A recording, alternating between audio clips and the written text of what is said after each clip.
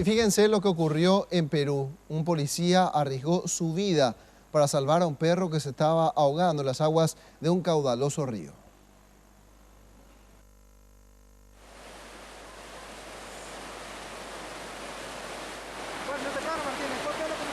La perrita había quedado atrapada y el policía se disponía a salvarla.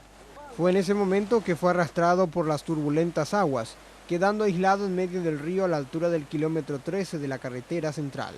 Sus compañeros tuvieron que estirar rápidamente las cuerdas para poder salvar su vida. Una estabilidad en la correntada, pues, ¿no? Las piedras son resbalosas, entonces tú tratas de llegar, pero la misma fuerza del agua te levanta y te lleva. Y como tenemos una cuerda, bueno, pues la cuerda se templó, hay algún templón en la cual ya no pude avanzar al objetivo. Eso me frenó y me llevó a la correntada, pues, ¿no?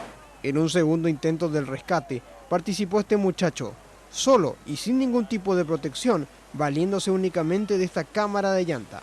El rescate se volvió más complicado con la agresión de la perrita, que nerviosa no permitía que la tocaran. Pero bastó solo un momento para que el animalito percibiera que el joven no era un peligro. Con total tranquilidad, el joven la colocó dentro de un costal y la sujetó con una soga alrededor del cuerpo. Finalmente, fue rescatada con éxito. Para sorpresa de todos, la perrita estaba preñada. Mis amigos me dijeron, pobre can, y yo me metí, me dijeron, están dando 20 soles, ya métete, es que era para el almuerzo. El animalito también presentaba ceguera. Fue trasladado a un veterinario y posteriormente a la sede policial, a la espera de sus dueños o de ser adoptada por una persona responsable y humanitaria.